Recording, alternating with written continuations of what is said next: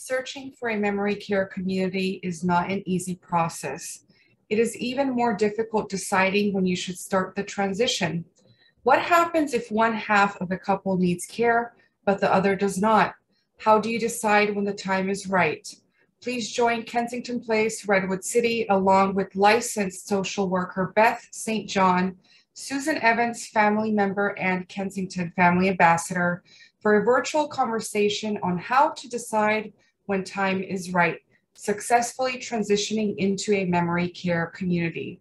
Tonight, we will guide you through the warning signs to help you pilot your decisions, as well as the do's and don'ts behind a successful transition. Whether you're planning the transition for one or a couple, our care model is built around families and for families. Let Kensington Place Redwood City assist you on this journey and be the ally that you need during this hard time. At this moment, it is my pleasure to introduce Susan Evans. Susan, welcome.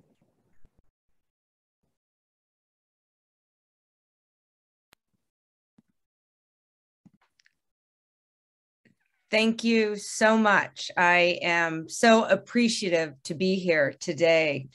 I wanted to share a little bit about my story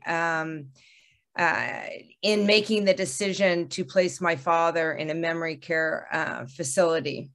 But really, my father was diagnosed with Alzheimer's disease 12 years ago, and it really felt like overnight I went from being a daughter to a caregiver, both concerned for my father with the progression of his disease and my mother, who became literally half widowed. We kept my father at home as long as we could with caregivers and trips to adult daycare, but my father's behavior became too much for my mother, and I did not want to lose both my parents to this dreadful disease. We chose Kensington Senior Living for my father because of their expertise in memory care. He lived there 6 years, and the team took care of my father as part of their family and my mother, who visited him and had lunch daily. And the audience today needs to know that I was actually against moving my dad into a community. And we had architects come out and look at building an ADU for him and the caregiver.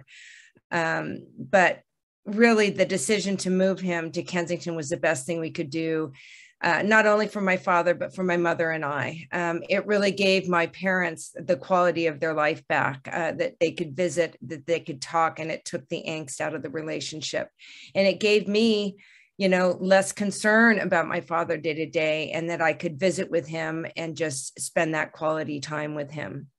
So I'm very excited for you to join us today, and really excited that Beth St. John is joining us as a professional. I'm really more of a family member who went through the process and understands how difficult it was. So much guilt and so much second guessing. But hopefully today you can leave with a little bit of clarity on how best to make that decision. The decisions are so personal, but hopefully we can provide you with some good examples and some of our experiences. So with that, Beth, please join us today and share with the audience a few words about yourself, if you could.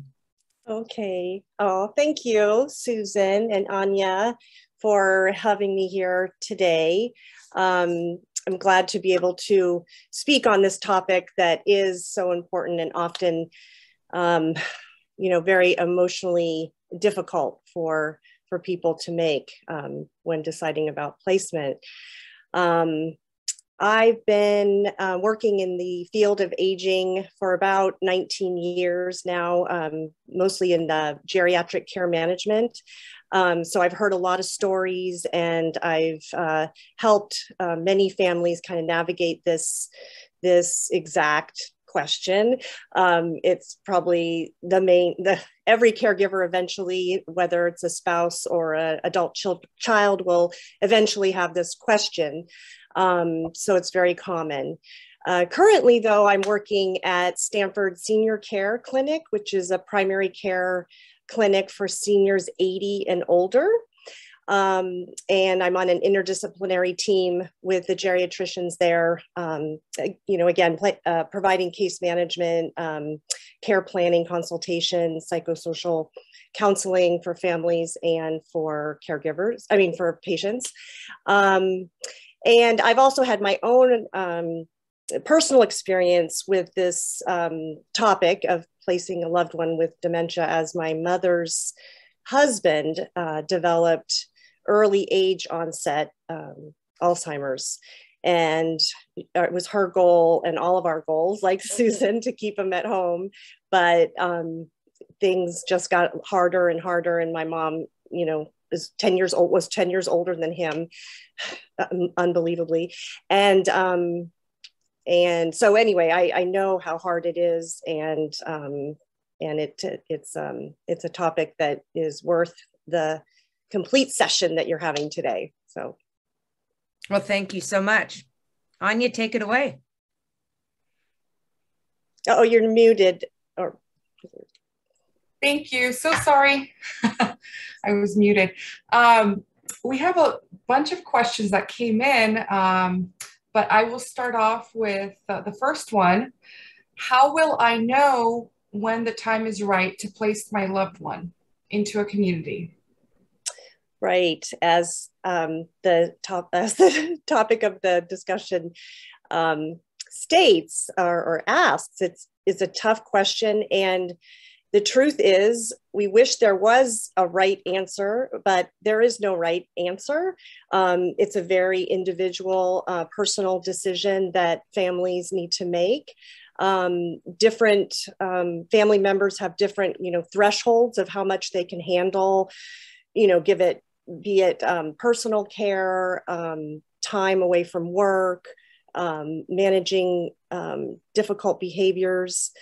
So, it's something that a family needs to discuss. I would say the three top criteria that I kind of ask about and have people think about are safety issues. Falling down a staircase. I had one patient whose son was just so worried because she kept falling. She kept falling in her bedroom. She fell down this big staircase that her bedroom was upstairs.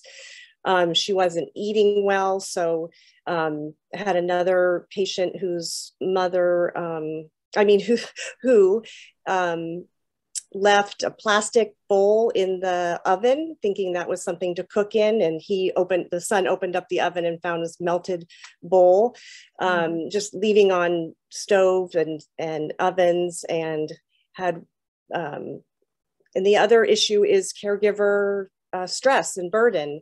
Like my mother was dealing with my stepdad, who was very combative around personal care. So eventually she had to place him because he was refusing and starting to try to physically fight with her, and actually thought she was his mother. So confusion with all of that was really hard.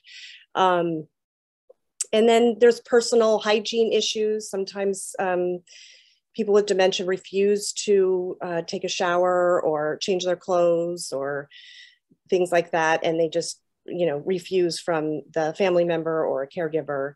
And then of course there's financial concerns. Having caregivers at home is very, very expensive. And sometimes that's just not doable. So those are some of the key reasons, I think. I think probably safety trumps everything. When safety concerns start to really be foremost, then I think it's, time. The thing also I just want to say is that even though there is no right decision, it's very, very important to plan ahead, because you don't want to be making this very important and difficult decision in the midst of a crisis. So you want to do your homework. You want to start touring places and keeping a file at home of the places you've seen, and start that process. It's interesting. I really wish I had known you when we were going through this process, making the decision.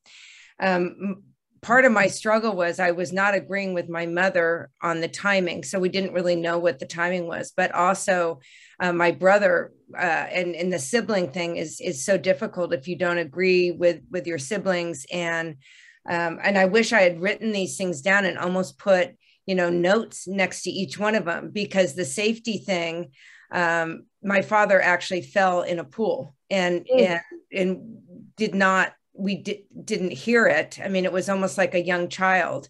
And that was really, that set off the panic button, obviously, because we thought we had done a good job locking and, really childproofing the house, but he found, a Houdini way out.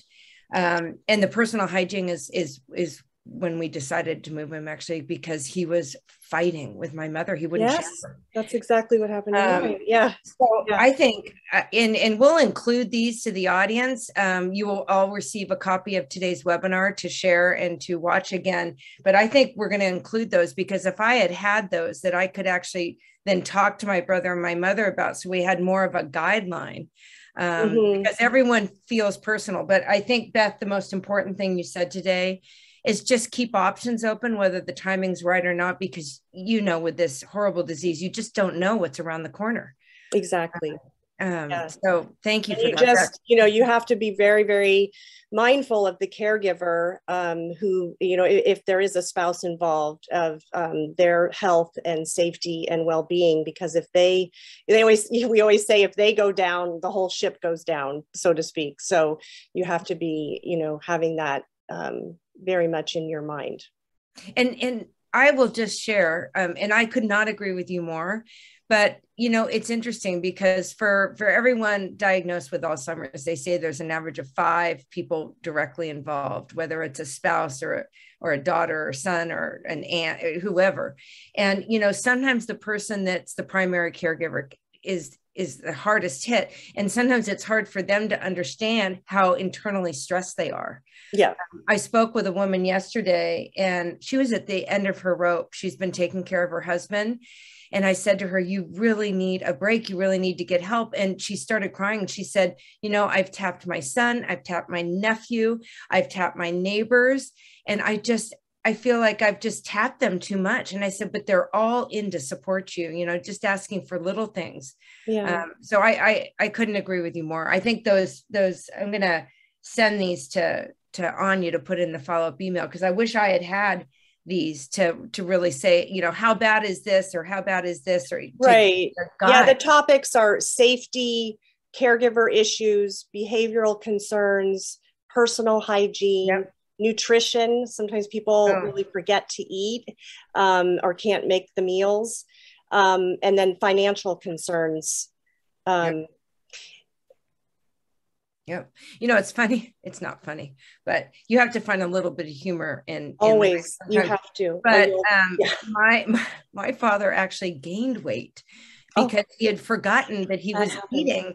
Yeah. And we went on our last family trip together, and there was 12 of us, and I made, huge amounts of bacon for the kids and for everybody to enjoy for Sunday breakfast. And I came in, and it was all gone. I said, Dad, did you eat all the bacon? He goes, no, I didn't eat all the bacon. And he probably said, I'm hungry for breakfast. I haven't had breakfast. He was the only one in the room. So so nutrition, either not eating enough or maybe overindulging. Good point. Yeah. Anya, do you have anything to add? I do. There was another question that is a little bit different, but almost mirrors to the exact question we just answered. And that was, when is it time to move to a memory care? And because I can, I guess I can answer this one since I'm the expert. I work in the memory care. When is the time to move to memory care? So memory care communities are specifically designed to meet the unique needs of people with dementia. So one of the key questions that I get asked is, what is the difference between assisted living and memory care? And we can identify that by looking into forgetfulness and dementia symptoms, which can include delusion and agitation and extreme personality changes.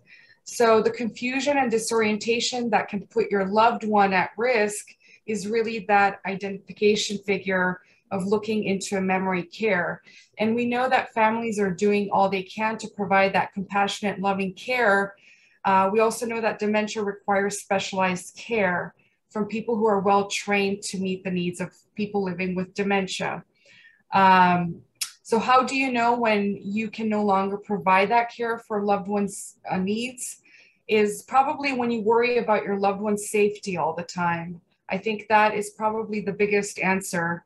And the number two is worrying about your own safety. So just looking into that perspective as well. But I can go into the next question, which is it better to keep my loved one at home or to place him or her into a community?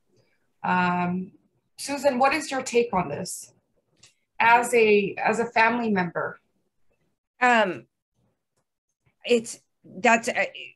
question came from our audience, and I'm going to let Beth kind of chime in here, but I am conflicted by this question because it's so personal. That's why I said, Beth, your nutrition, safety, personal hygiene, caregiver burnout, and financial at least can give you a guide, because it's better. I mean, Beth, maybe you can chime in. Again, you're right. It is a very individual decision, and it's a family systems decision. Because this disease, as you know, affects everyone in the family, not just the person with dementia, but the spouse or the adult children and even grandchildren and all of that. So you really have to take in account the needs of the people affected by the person's dementia and what that kind of causes. So, what we usually say too is if a caregiver is really overwhelmed and stressed and doesn't have time for themselves, they can act in ways that they might not like the way they're providing care. Maybe they feel like, oh, I'm so guilty because I just acted so out of frustration. And so you start really not feeling good about, the care and the relationship that you're having with your loved one. And the role reversals can be really, really hard. Husband and wife becoming a husband and caregiver, or wife and caregiver, adult daughter turning, into, like you said, Susan, half daughter, half caregiver. And sometimes the relationships are just really stressed. And so staying at home feels like it could really have consequential effects. I would say the other thing is the person with dementia, looking at that person, what are they missing? Are they lonely? Are they isolated? Are they bored at home? There's not enough structure at home. That's a big job to provide the activity and the structure and keep somebody busy who has dementia. So, sometimes when people move into a community, you actually see them brighten up a little bit because of the interaction, the stimulation, and good nutrition and things like that. So I think that, sometimes the best care, you think like the best care can only come from you, but because of those, the criteria that we discussed, sometimes it affects you as a caregiver, and maybe the best care is not at home and it's not from a family member. Maybe it's from, a care community. So in that way, it's better to be in a placement. Then I guess I would also say that there are people with dementia that are not real social. They're fine being alone. They seem content at home. They have, the financial ability to have the caregiver there with them. So there are times when it makes sense to have people stay at home. It feels like the right fit, and the safety is not an issue because you have the caregivers there. So. Right.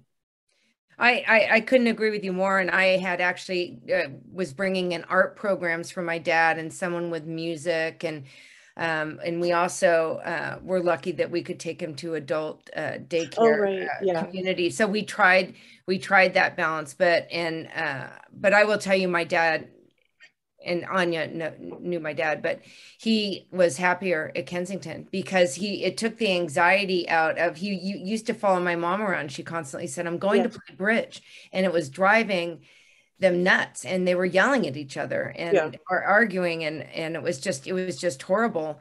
And Kensington was nice. My dad had his own company, and they used to give him a pad of paper, and he used to go to all their meetings, and he would just sit there and pretend like this was his meeting and he was running the meeting. And Tony, the chef there, used to take my dad out and barbecue with him all the time. I wasn't doing that at home for him. So he got some of the enjoyment back in his life. But to everybody out there, it's a really personal and hard decision. And I just hope you have a good support team and write down best 5 or 6 things that we'll send you and just go over each one and evaluate. And then have options. That's so important. Anya? Thank you. So I think I can answer this next question. What should I be looking for in a memory care community? And it's a very thorough question, but looking into a memory care is really knowing your loved one's needs and priorities. Just like Susan just spoke about her dad, and mom has an outside life. She wanted to play bridge and wanted that quality of life. Finding a memory care facility starts with identifying and really prioritizing your loved one's needs. So looking into, does my loved one show aggression or difficult behaviors like anger and agitation? Does my family member wander, get lost, or exits frequently? Mobility, is that a concern? Does my loved one require 24-hour supervision? Does, my loved one need help using the bathroom? Those are the key questions, but really understanding the amenities and the features of a memory care is looking into what type of accommodations are available. Living arrangements can vary from memory care cottage to shared apartments. There's private rooms. How many meals or snacks are provided each day? How are meals served? Are escorts to meals available in case your loved one needs help eating? Is there fitness available? Those are all important factors. And ask whether staff members understand how to care for people with dementia. Are they specially trained? Because dementia care can be complicated. 100%. 100%, 110%. If your loved one needs skilled nursing or long-term care, memory questions may vary. Do they need constant medical care rather than shorter daily or weekly visits? Are they generally in bed without the ability to move independently? And then are they able to feed themselves without assistance, or do they require a feeding tube? Every community is different, but most communities, a designated memory care would not allow for a feeding tube. That is more of a skilled nursing situation. So really looking into all of that would be the key components. How are the staff in dementia care trained differently than those in assisted living? So there's that beauty behind a designated memory care and the staffing, and what type of dementia techniques do the staff use? Is a resident assigned to the same staff member every day? How do staff members care for residents who are physically aggressive or those who exhibit disruptive behaviors? Is the facility accredited? Are staff members certified dementia care managers? How regularly do staff members receive training? Those are really important questions to answer.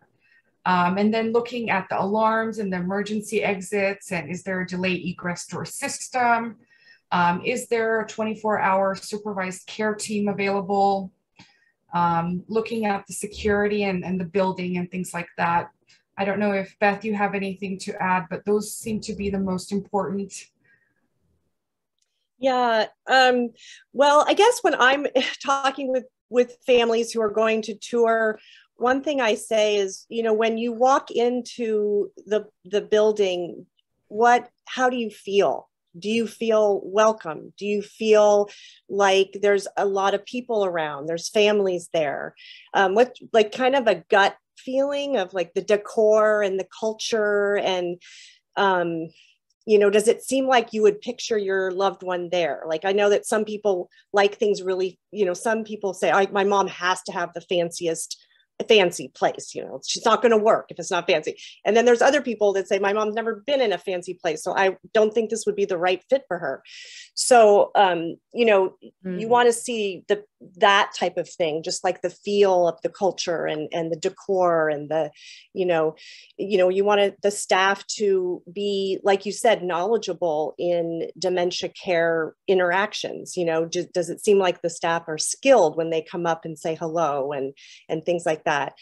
And I think I always really like people to look at the activities that are offered, because I think that's so important to have the engagement and the activity, socialization, and, you know, are those activities tiered for different levels of cognitive impairment? So, and with that said, you know, are there different kind of areas in the community where people with less cognitive impairment are more grouped together, and then people with a little bit more cognitive impairment? And then, because it's really hard on families, I think, too, to go to visit their loved one, and it's kind of shocking if they see people that are much more advanced than their loved one. You kind of want to see also, I think food's really important. It's like comfort, and it's like home, you know, you want it's very important. So having a meal, often I think communities invite the family that is touring to have a meal. So I think, you know, looking around to the other residents, how do they look? Do they look happy? You know, gestalt, I guess it's more of a gestalt thing in that way. And then just how much does the community welcome family involvement in care planning and, you know, communication? You know, when something happens, does the staff reach out and include the family member? And so making it more of a team kind of effort. Do you recommend, Beth, actually, you just brought up such a good point. I never thought of this, but do you recommend people maybe tour during lunch and say, I'd love, or breakfast or dinner or whatever, to have that? I think that's brilliant, actually, because then you can really see how the residents are. You can see the food you can see the interaction between and how they serve the food. That's a great suggestion. Yeah, I think it is a good one. And then just, you know, also when activities are going on, you know, what's going on at 3 p.m. or, you know, you don't want to walk in a place and it just be dead, you know, quiet. I've been in a few of those, so it's kind of depressing. Yeah, that's the one thing that we appreciated with my dad, is they do have at Kensington 2 different neighborhoods. Yeah. So the connections where you originally live is downstairs, and then upstairs, you know, that you can actually age in place. That was a big draw for us, because it was hard enough moving my dad once, and I just never wanted to have to move him again. So that's a great suggestion around a meal. So everyone watching, you can get a meal out of this as well. So, and obviously tour a few places, and so you can have your little thing. It's almost like choosing what college to go to. You have your little grid, and you can give everything a number associated with it, the quality. Absolutely. And I just want to say, I hope this is okay, plugging the Alzheimer's Association, their website, alz.org.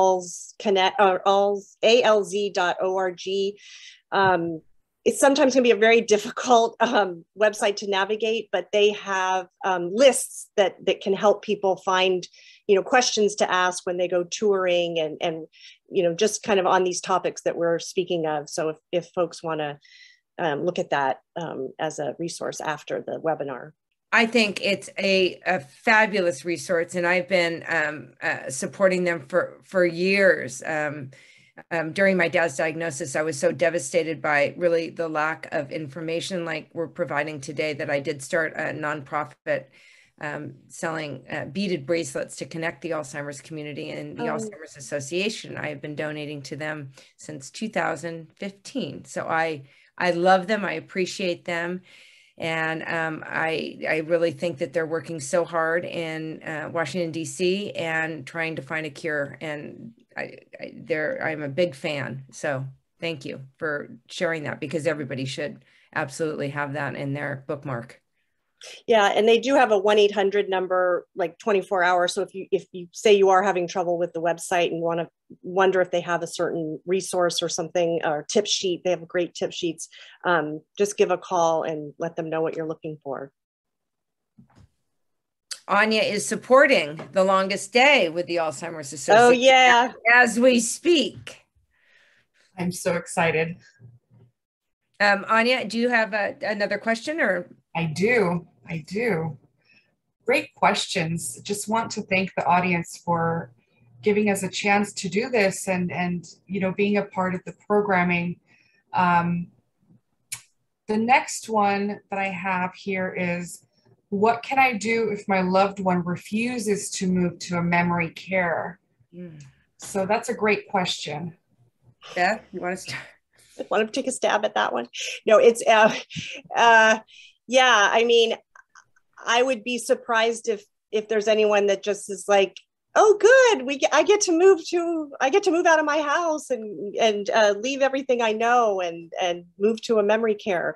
Sometimes people do want to, because of that sense of community, and they're very social and they see that as a real positive. So, but there's various strategies, I think, depending on the level of somebody's cognitive impairment. I mean, I think we all know that it's really hard to reason with a person that has dementia, especially progressing dementia. So saying things like, you'd be safer at the community, or this is really hard on me, my health is really failing, and it would be really great for me if you moved. Those types of things aren't gonna work. And so to reference the Alzheimer's Association again, what I learned from them is a word called fiblets. And fiblets are little stretches of the truth, or make believe, or making things up, all in the spirit of caring for your loved one, or easing a transition, or so there's lots of ways in different topics to use fiblets, but this moving thing is one of them. Helps to ease the transition. So if it's in the best interest of your loved one, say, fiblets are good, and that's endorsed by the Alzheimer's Association. I've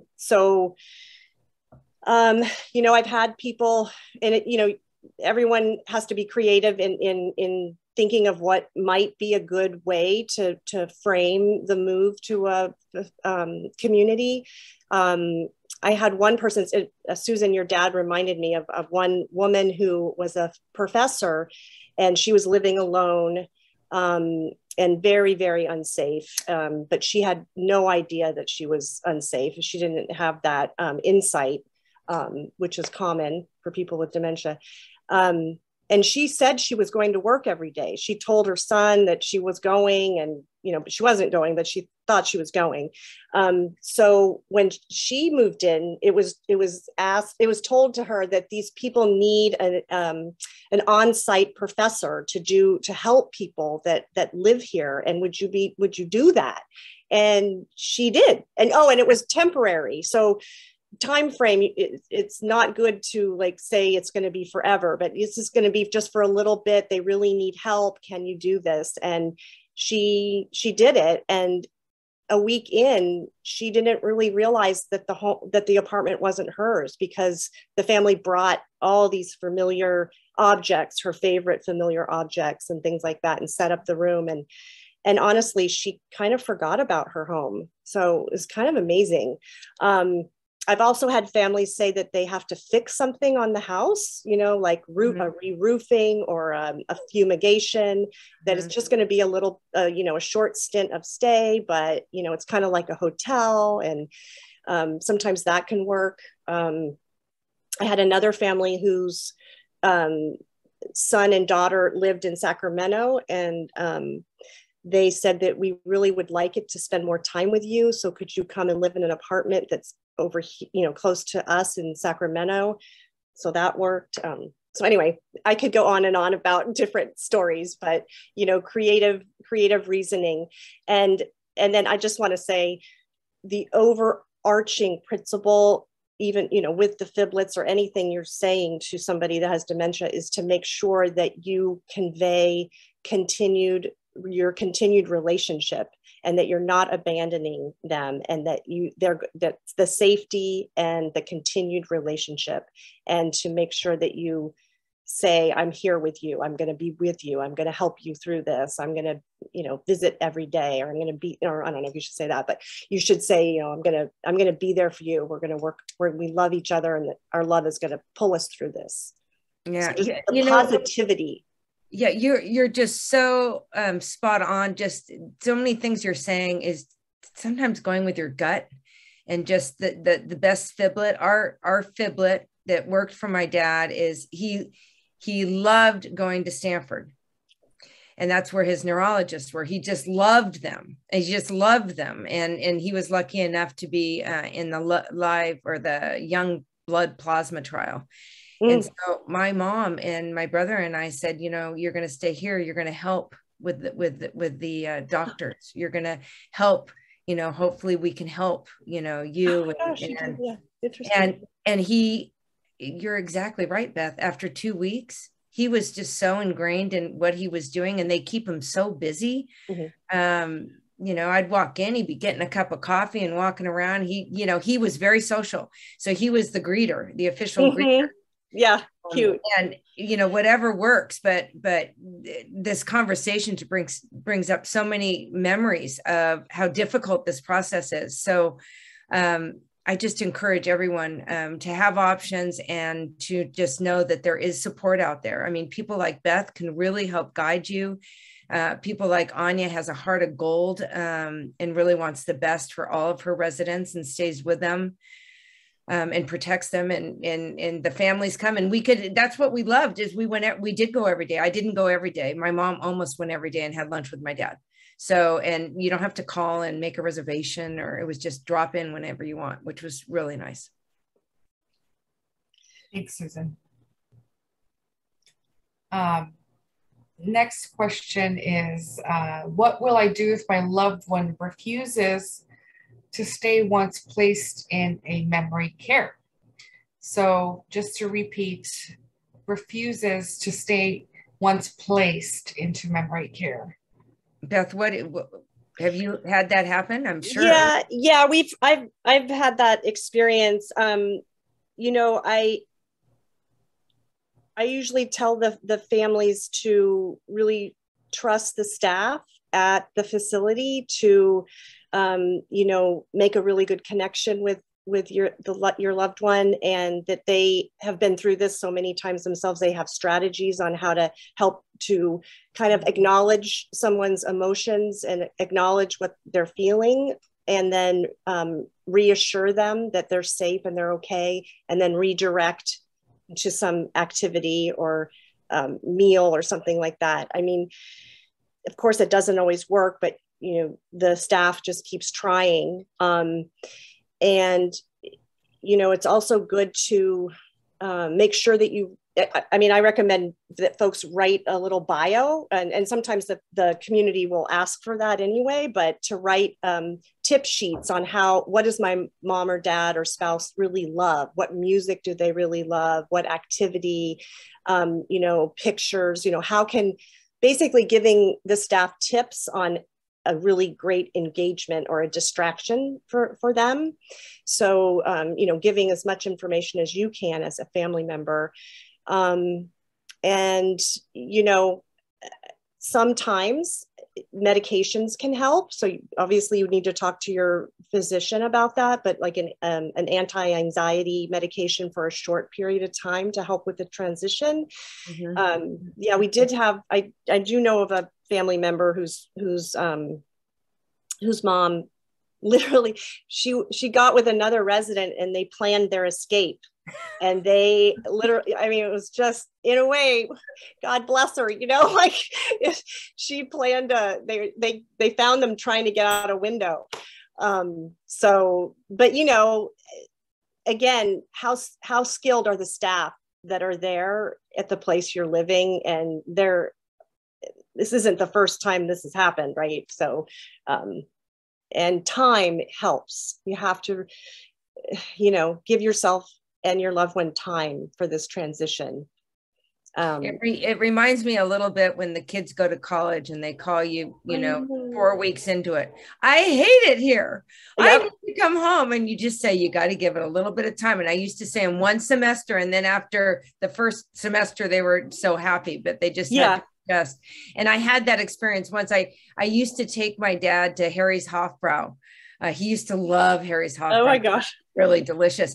And the last time I took him, when I decided I probably couldn't do that anymore because it was very, very difficult in public. And I drove up to Kensington and he goes, I'm not getting out. Let's go. And I said, oh, no, because it's time. They have the happy hour and they have the music. And he said, I'm not getting out. So I opened my door and I went inside and I said, I'm having difficulty with my dad. And then they came out, they opened the door. They said, come on, Oz, we're going to go have some ice cream. Boop, out of the car. And I said, how could that be so easy? But anyway. Well, and it's true too. That just reminds me that sometimes, just like, kids, when their parent asks them to do something, they don't want to do it and they resist. But if a third party person asks them to do something, it's a different story because they have and of course, our family members with dementia do have that social grace, ingrained in them. So sometimes that does, it helps. Yeah. Yeah. And my dad, when he was at Kensington, started bathing because he found this caregiver he just loved. And the caregiver is still there. So the caregiver's been there for 7 years. And the bathing thing, the hygiene thing wasn't an issue anymore. So I think you're exactly right. You argue with the ones that are closest. Yes, exactly. That's what you say. Yeah. And, I do hear that, and I don't know, Anya, what you would say, but a lot of communities ask the family members not to visit for the first week. So that the person that's just moved has a chance to bond with the other residents or to, kind of get a routine and not to have that reminder that I want to go home, type of thing. So, and I think that's important. Just like your example of the college kid, you don't want them to come home right away. You kick it out a little bit because you'll never learn to like it if you come home. Exactly. And home's the place that's familiar, obviously. Yeah. Comfort. Yeah. And there is a question here, because this is so near and dear to my heart. I want to make sure we get to it before the live Q&A. We have a few questions in the live Q&A, and I would love to hear Beth and Anya about this, because I think this is the hardest thing. And that's, how will I handle the guilt and grief of placing my loved one? Beth, do you want to start with that? Sure. It's very difficult, and these feelings of guilt and sadness are very, very normal. In fact, there's also sometimes conflicting feelings. It's guilt and relief, and so that feels really hard. So, I think one thing to do is to remember back to the reasons why you made this decision, and to be clear about why you made the decision, and know that, you're doing the best thing for your loved one and the best thing for you or your mom or dad or, other family member, that everyone needs to survive. And, the guilt usually comes with, I should have done this, or I should have been able to do it. And, I think a better word to use is I wish. I wish I would have been able to do it. I wish my loved one didn't have these behaviors that were so hard, but this is what is. And we want safety for our loved one, and we want well-being for the caregiver and the family member. And I think kind of remembering, giving space for the feelings, giving space for the grief and the loss and that comes with it, and talking about it, getting support from family and friends, and making sure you're doing some good self-care, and kind of that age-old saying, this too shall pass, that if you are talking about your feelings and getting support and not stuffing them down, this too shall pass, you know. And ultimately, you know, with time, your loved one will adapt and adjust and get potentially better care or just more socialization, and think of the positive things that they're getting out of the place they're living. You know, join a support group. Join support groups. I don't know if you guys have one there, Anya, but some communities do offer family support groups. So talking to other people that are going through something similar to you is amazing, actually, to hear other people say, oh my God, I had that exact same feeling. I felt so guilty.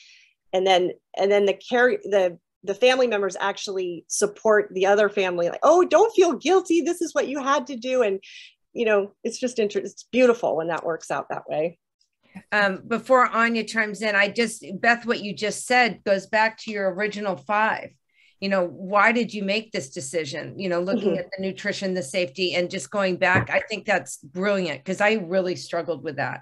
You gotta back yourself. Yeah. Yeah. And mine was not guilt, but I was mad. I was angry. Like, why did my dad get this disease? Like, my life, my mother and father's life would be so different. They had all these plans. And I mean, your life is turned upside down. And I wish I could wave a magic wand and make the disease go away.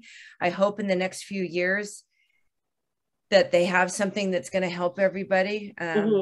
And all we can do is support really the Alzheimer's Association and the other research nonprofits that are doing that. Anya, do you have anything to add? Don't I always? You know, I oftentimes, I spend most of my time working with families, and that's what I do. And part of the process is really understanding their needs and what I can do for them to support them. And some of the things that I always tell people is know that these are normal reactions that truly originate from the love and care you feel for your loved one.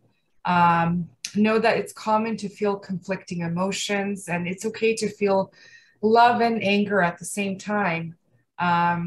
Reach out for support for those that you trust, and really talk about your grief and your guilt and any emotions that you might have. If others are against the move, learn about your options, discuss everyone's views and feelings. And that seems to be a trigger when I'm touring, you know, with siblings, for example. Maybe sister wants to move dad to Kensington, for example, and the other brother does not. So really looking at the different emotions and why, and the do's and don'ts is really important, because we want to understand both sides or more. And you know, Anya's been really helpful. We've been reaching out to some Alzheimer's authors, and she has a collection of books that sometimes it just helps read someone's journey, or a how-to is incredibly helpful. So we have a few minutes left, but we have some questions here. And here's a question. How expensive are these places? So Beth, you kind of have the spectrum. Yeah. So, you know, it's true that a big memory care community is, I mean, and I hope I'm quoting right, I think it's around 9,000 to 12,000. It kind of depends on the needs of the person a month. So that's what I have been told recently. The other option is what's called a board and care home. It's a residential care home. So it's a residential home that's been turned into a care home, and usually like 6 or 7 people live there, licensed by the state.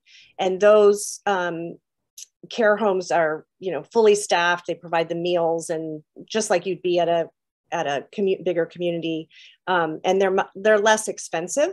So, however, they don't provide as much activity and stimulation, and so there's downsides to them, and they're small. So, and then the less fancy kind of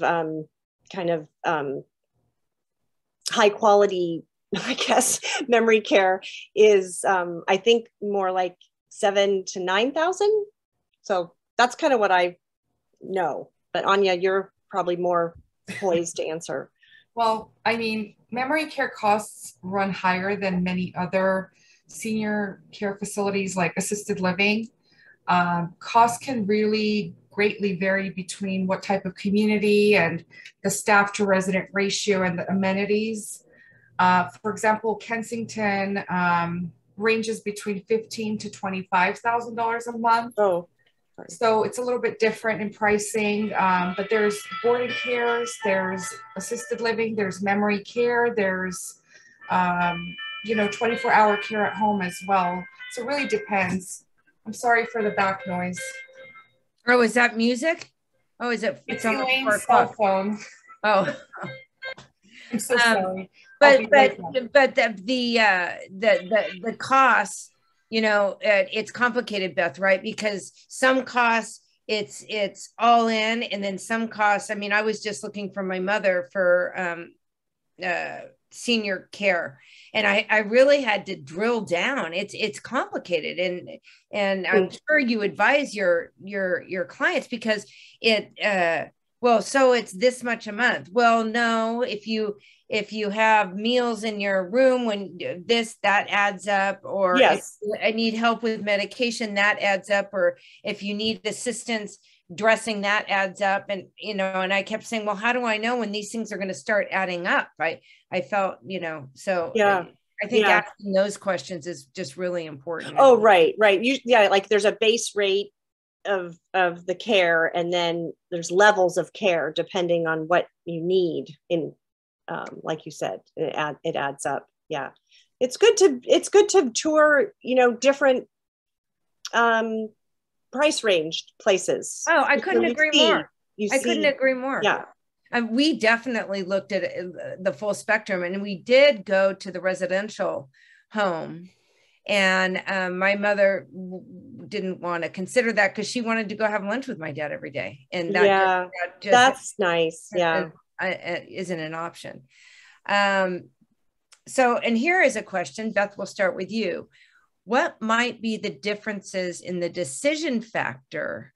Oh, this is interesting. What might be the differences in the decision factor for someone who's living at home versus assisted living or memory care? What would be the decision factors in whether to stay home or to move to assisted living? Yeah.